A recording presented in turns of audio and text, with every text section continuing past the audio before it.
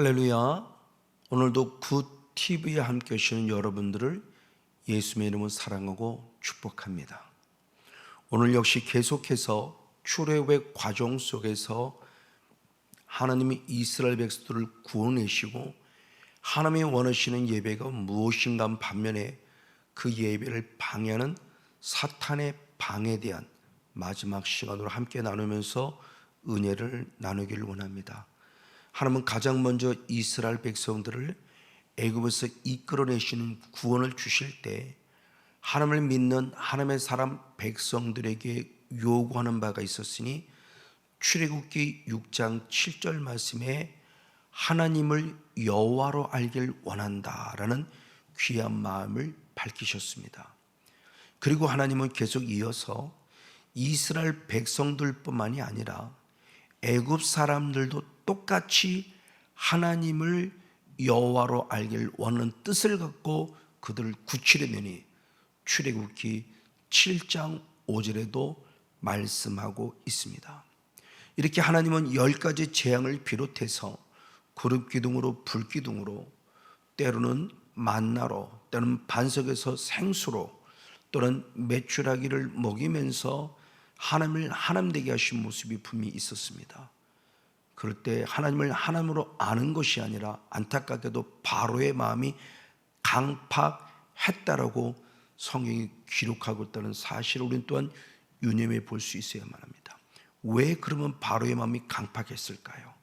성경이 분명히 말하니 바로의 신하였던 마술사들도 하나님이 행하신 일을 따라했기 때문에 하나님을 알기를 우습게 알면서 마음이 강팍해졌다고 성경이 말하고 있으니 출애굽기 7장 22절의 말씀에 그들도 이와 같이 행하였으니 라고 말하며 바울의 마음이 강팍했다라고 표현해요.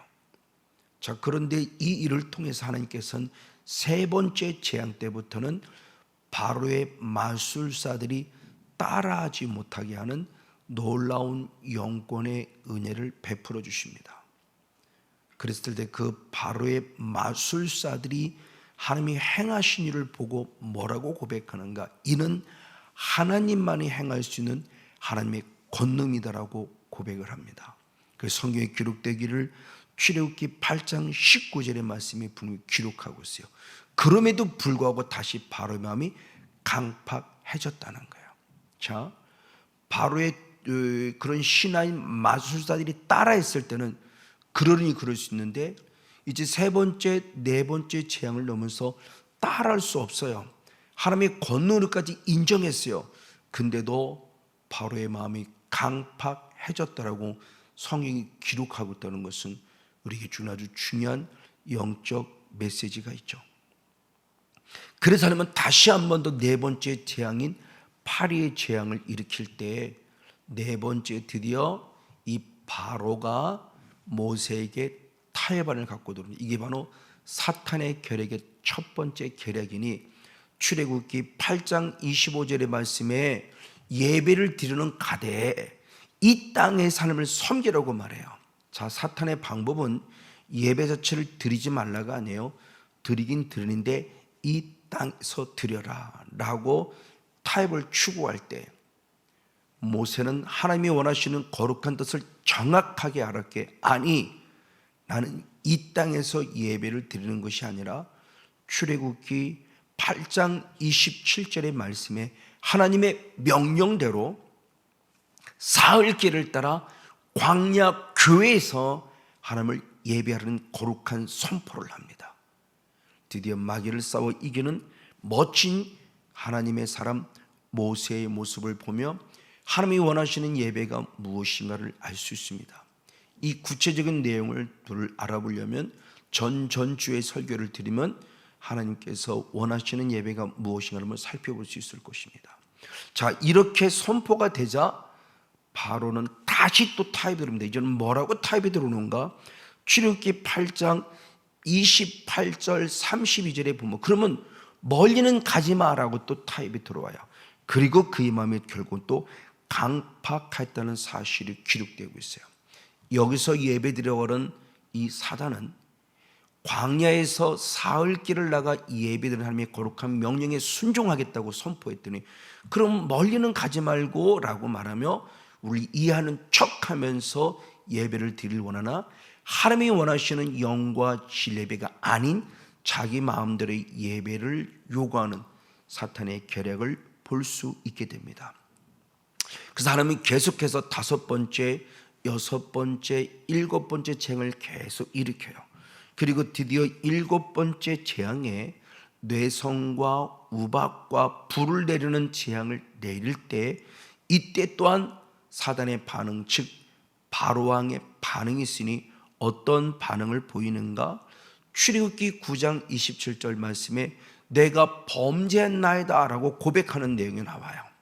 자, 이걸 일반적인 관점으로 바라보면 바로가 회개했구나 라고 생각할 수 있어요. 그러나 그 후반절의 말씀을 통해서 본 바로는 진정한 회개가 아니에요.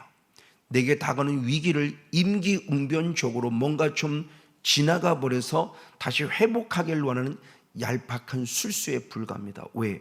모세는 알았고 하나님은 알았으니 이의 범죄의 고백이 진실이 아님을 이렇게 고백합니다. 역시 성경을 보니 출애굽기 9장 30절의 말씀을 통해서 보면 아직은 하나님을 두려워하지 않았다고 고백해요.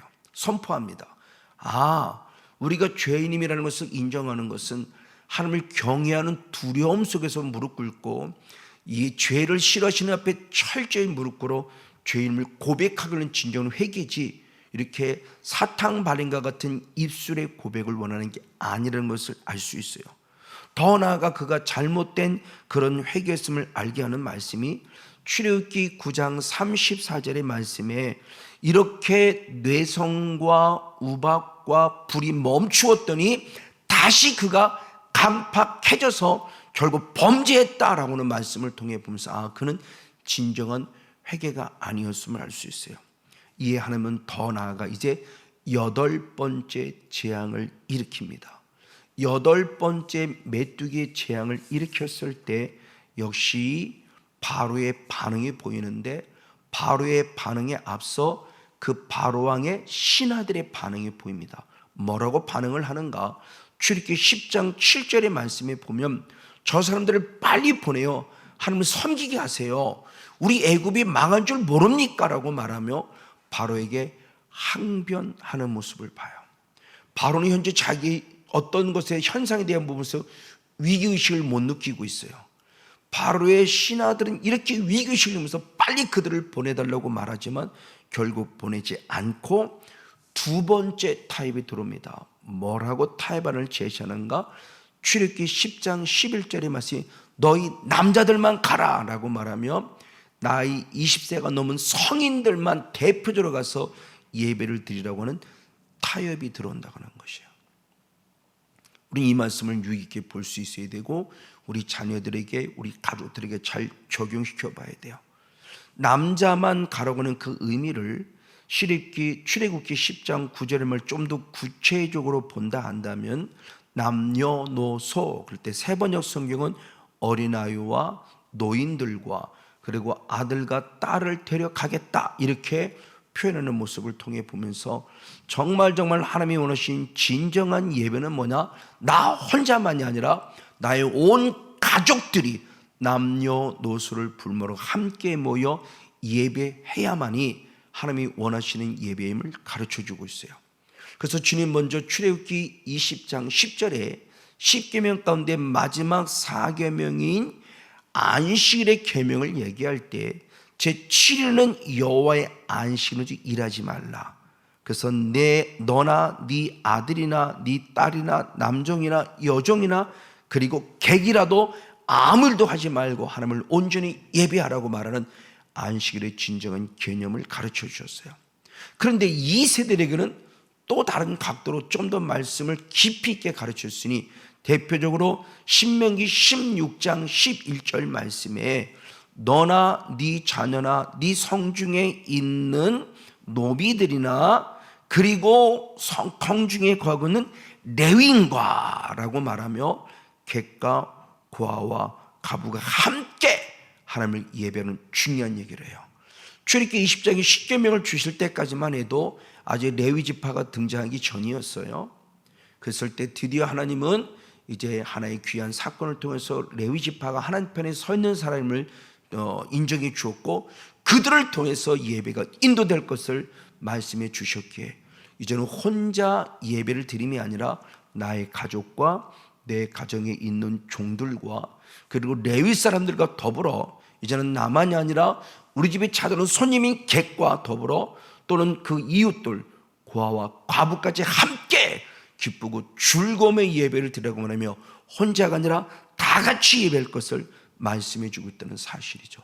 이걸 조금 더 구체화시킨 요엘 선지자는 요엘서 2장 16절을 통해서 장로님들이 모이는 건 물론이고 어린아이 젖먹이도 물론이고 더 나아가 이제는 죽을 때 신랑 신부까지라도 모여서 철저히 모여 하나님 앞에 예배하는 회개될 것을 말씀하고 있다는 사실이에요. 이런 모습을 통해 사탄은 너 혼자 그럴 때 아니 나는 나와 더불어 내 가족과 할머니 할아버지 그리고 손자 손녀 더러 우리 집은 손님들까지 그리고 이웃들 고아와 가부까지 가난들과 더불어 함께 오늘날 주의 사자 레위 사람들과 함께 기쁨의 예배를 드리는 의미가 무엇일까요? 사단에게 속지 마십시오. 대표성이 아닙니다. 내가 예수를 믿어 내가 예수를 예배하는 거고요. 남편이 예수를 믿어 남편이 예수를 예배하는 거고요. 자녀들이 예수를 믿어 자녀들이 예수를 예배하는 거예요. 대표적으로 내가가 아니라는 부분입니다. 흔히 말할 때 아내 치맛자락 붙잡고 천국 가는 게 아니에요. 엄마 치맛자락 붙잡고 예배당 가고 천국 가는 게 아니에요. 각자가 하나님께 나와 십자가 앞에 무릎 꿇어 죄인을 고백하고 그리고 그 성령을 선물 받아 함을 온전히 예배하는 예배 성공자가 되는 사실을 말씀 안에 살펴볼 수 있습니다. 이렇게 8번째 재앙이 들어왔을 때 드디어 그 출애굽기 10장 16절 17절 말씀에 바로의 또 다른 고백이 있으니 내가 죽을 죄를 지었습니다. 나의 죄를 용서해 주시고 나를 죽음에서부터 떠나게 해주세요 말하는 또는 간절한 또 한 번의 회개의 모습이 있습니다. 그러나 역시 이 진정은 회개가 될 수 없었으니 그 메뚜기가 떠나는 순간 바로 출애굽기 10장 19절 20절 말씀에 바로의 마음이 역시 강팍해졌다라고 말씀해 주고 있어요. 이런 일들을 보면서 우리는 어떠한 모습에 나는 서 있는지요. 그래서 주님은 그 다음 단계를 또 이끌어갈 수밖에 없었으니 9번째 재앙인 흑암의 재앙을 일으킵니다. 흑암의 재앙을 일으켰을 때 드디어 마지막 3번째 사단의 타협이 들어옵니다. 바로 왕을 통해서 어떤 타협이 들어오느냐? 출애굽기 10장 24절의 말씀에 여호와를 섬겨라 그리고 네 아들 딸 데려가라 그 대신 양과 소는 데리고 가지 마라는 아주 중요한 또 다른 타협을 얘기해요.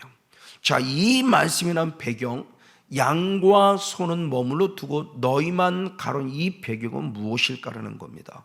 그건 이미 모세를 통해서 앞전에 살펴봤던 말씀에 고백이 있었음을 성경을 살펴볼 때 중요한 의미를 가져요. 그래서 출애굽기 10장 9절을 다시 한 번 더 보면 남녀노소는 물론이고 양과 소도 데리고 가리라 선포해요. 자, 하나님을 예배를 갈 때 하나님이 원하시는 광야교회로 온 가족이 가는 것만 끝남이 아니라 양과 소를 데려간다고 표현해요. 이게 과연 무엇일까요? 그때 당시에 이스라엘 백성은 양과 소는 나의 양식이고 그리고 우리의 재산의 가치를 표현하는 아주 중요한 또 다른 존재들이에요. 그래서 모세 스스로가 고백하길 왜 양과 소를 데려가는 이유를 정확히 말씀했으니 오늘 본문의 말씀 출애굽기 10장 26절의 말씀입니다. 가축을 함께 데려갈 것이다. 그리고 한 마리도 남기지 않고 다 데려갈 것이다. 왜? 이 중에서 주님 앞에 섬길 것이기 때문이다. 근데 하나도 남기지 않고 다 데려간 이유는 앞으로 하나님께서 어떤 것으로 여호와를 섬길지 모르기 때문에 나는 모든 가축을 다 데려간다. 나의 재산을 다 가져갈 것이다. 하루신 축복을 가져갈 것이다. 그리고 주님이 원하는 것을 예물로 드리겠다고 말하는 모세의 중요한 하나님 마음을 선포하는 내용을 보게 돼요. 즉 예배는 몸만 가고 마음만 가고 사람만 가는 것이 아니에요. 말씀의 집인 광야교회를 갔을 때 우리 온 가족이 갈 뿐만 아니라 또한 하나님께 드려야 될 나의 가장 중요한 제물, 즉 예물을 드릴 것에 대한 부분의 모습을 말씀하고 있는 거죠. 그래서 출애굽기 35장 21절 말씀에 성경은 분명히 말하기를 하나님의 마음이 감동된 자가 성막을 짓기 위해서 예물을 가져 여호와께 드렸다라고 표현해요. 즉 하나님께 드림에 있어서 내가 원하는 대로 내 마음대로 드린 예물이 아니라 하나님이 원하시는 예물, 하나님의 감동을 받아 드려진 예물이라도 중요한 선포를 하고 있다는 것이에요. 신약시대도 똑같았어요. 그래서 하나님은 어떤 일을 행하시려고 했을 때 먼저 우리에게 소망, 우리에게 소원, 감동을 주고 그것을 행하게 하셨다고 말씀하고 있으니 빌립보서 2장 10절의 말씀에 우리 안에서 일을 행하신 하나님이시니 우리에게 손을 두고 그 일을 행하게 하신다라고 표현을 통해서 성령이 감동을 주시고 그 감동을 행하게 하시는 분이 하나님이라고 말씀하니 내가 하고 싶은 일을 하고 내가 드리고 싶은 것을 드리는 것이 아니라 드리게 하시는 것을 드리기 위해서 하나도 가축을 남겨 다 데려갈 것이며 하나님이 어떤 걸 원할지 모르게 다 데려가겠다고 말하는 모세를 통해서 하나님 마음이 어떠한 것이로는 알 수 있습니다. 맞습니다. 그러기에 우리가 무슨 일을 하든지 내 힘으로 하는 게 아니라고 베드로 사도도 말했으니 베드로전서 4장 11절 말씀에 누가 봉사하거든 하나님의 공급한 힘으로 하라라고 말씀했어요. 이런 사람이 진짜 영적 할례당입니다.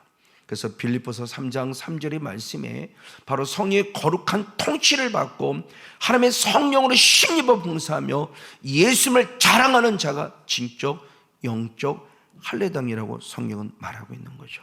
맞습니다. 바로 이와 같이 성령의 공급하신 힘으로 이것이 우리들 속에서 즐거운 마음으로 드려지는 우리의 모습이에요. 그래서 주님은 출애굽기 25장 2절 말씀에 즐거운 마음으로 드리는 자의 예물을 받아라 라고 표현했어요. 그 즐거운 마음의 원천은 성령의 감동이죠.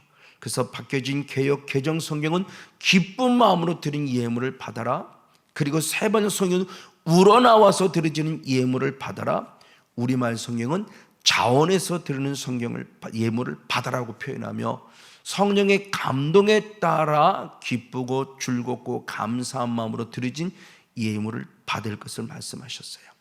맞습니다. 바로 이런 대표적인 인물이 누구냐? 아벨입니다. 히브리서 11장은 믿음장인데 그 믿음장을 가장 먼저 믿음의 사람 타겟으로 인정받는 사람이 아벨이에요. 그래서 히브리서 11장 4절에 중요한 말씀이 있으니 아벨은 가인보다 더 나은 제사 혹은 제물을 드렸다. 그래서 의로운 자라고 하나님부터 인정받았다고 성경은 표현합니다. 의로운 자라고 인정을 받았는데 그것이 무엇이냐? 예물에 대하여 주님이 증언하셨다는 말씀을 통해서 아벨이 가인보다 더 나은 제사를 드린 것은 그가 드린 제물을 하나님이 보시고 그 제물을 축복하셨고 제물을 인정하심을 통해서 그가 의로운 자라고 하는 사실을 인정해 뒀다는 것을 말씀해 주고 있어요. 이 말씀의 의미는 뭐냐? 이미 믿음으로 의로운 자가 되었는데 하나님께서 믿음의 사람이라고 예물도 인정해 주셨다는 것. 이런 대표적인 말씀이 창세기 15장 6절에 아브라함의 예를 통해서 봅니다. 여호와 하나님을 믿으니 의롭다 여겨주셨어요. 아직 의인된 입장은 아닌데 하나님은 우리를 긍휼히 여기셔서 말씀 하나 붙잡고 하나님을 믿습니다라고 고백하는 자를 의롭다 여겨주신 거예요. 아직은 아닌데 여겨주신 상황이에요. 근데 이렇게 하나님의 은혜 가운데 거하던 아브라함이 드디어 창세기 22장에 아들 이삭을 바치라는 시험을 받게 됩니다. 그때 그 이삭을 바치는 시험을 어떻게 이룰 수 있어요? 하늘의 별과 같이 주신다고 놓고 기껏 하나 줘놓고 뺏어갑니까? 라고 원망 불평 불만하지 않고 이삭을 하나님께 제물로 드리는 놀라운 축복이 있었어요. 그때 창세기 22장 12절의 말씀에 손을 대지 말라라고 바로 중요한 말씀이 이제야 네가 나를 경외하는 줄 알았다라는 아주 놀라운 축복 인정을 받아요. 그러니까 여겨주신, 의롭다 여기신 은혜가 이제 아니라 진짜 너는 의인이구나라고 인정해 주신 거예요. 바로 이 모습입니다. 이게 아벨이 예물을 통해서 보았듯이 아브라함도 나의 가장 귀한 예물 이삭을 드림을 통해서 주님이 인정해 주시고 드디어 믿음의 조상에는 축복을 받았음을 볼 수 있게 됩니다. 그러면서 더 중요한 모습이 조금 전에 했던 히브리서 바로 11장 4절의 말씀에 아벨은 죽었어요. 근데 그 아벨의 영성이 지금도 우리에게 말씀한다고 그래요. 6천 전에 죽은 아벨이 지금도 진정한 예배가 무엇이냐를 예물을 통해서 인정받은 이 사건이 지금도 똑같이 아벨의 영성을 통해서 우리에게 원하는 예배가 무엇인가를 말해주고 있다는 사실을 가르쳐주고 있는 겁니다. 그것을 잘 증명해 주자가 예수님이었어요. 누굴 통해 증명했냐? 가난한 과부의 두 렙돈이었습니다. 그래서 누가복음 21장 2절과 3절의 말씀을 통해서 보면 가난한 과부가 모든 사람보다 많이 넣었다 그래요. 가난한 과부가 모든 사람보다 많이 넣었다고 그래요. 이것은 결국 뭐냐? 주님이 물질의 양 얼마를 드렸냐 보는 것이 아니라 어떤 마음으로 드리는 걸 보는 믿음의 질을 본다는 거죠.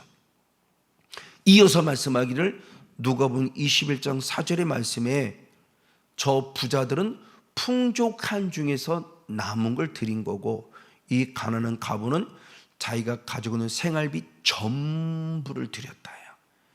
질을 본 겁니다. 액수를 본 게 아니에요. 양을 본 게 아니에요. 즉 주님은 100만 원을 드린 걸 본 것이 아니고 1억 든 것을 본 것이 아니고 단 10,000원을 드리고 5,000원을 드리고 1,000원을 드려도 어떠한 모습으로 드리는 중심을 보셨다는 사실을 말씀해 주고 있는 거예요. 그런 대표적인 교회가 칭찬받는 마게도냐 교회죠.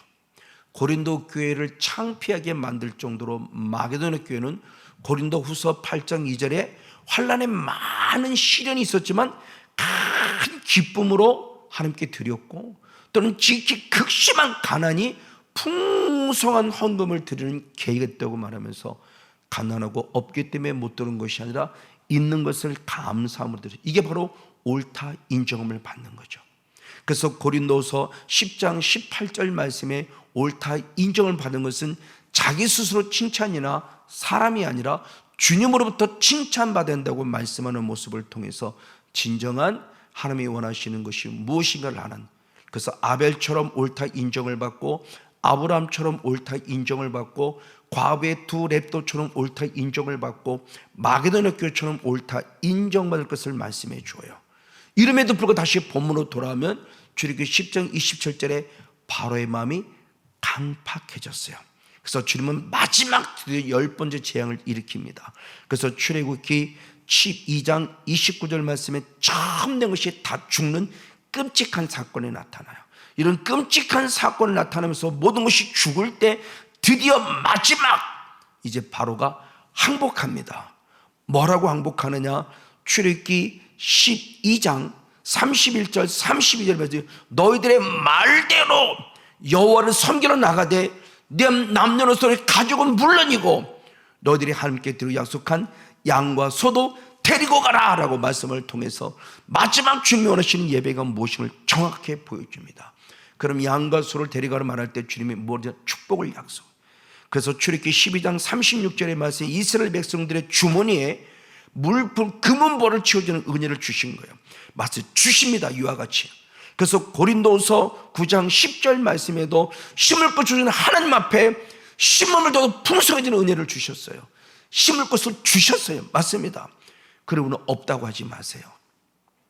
마태복음 25장 29절의 말씀에 있는 자는 받아도 충족하게 되지만 없는 자는 있는 것마저 뺏겨요.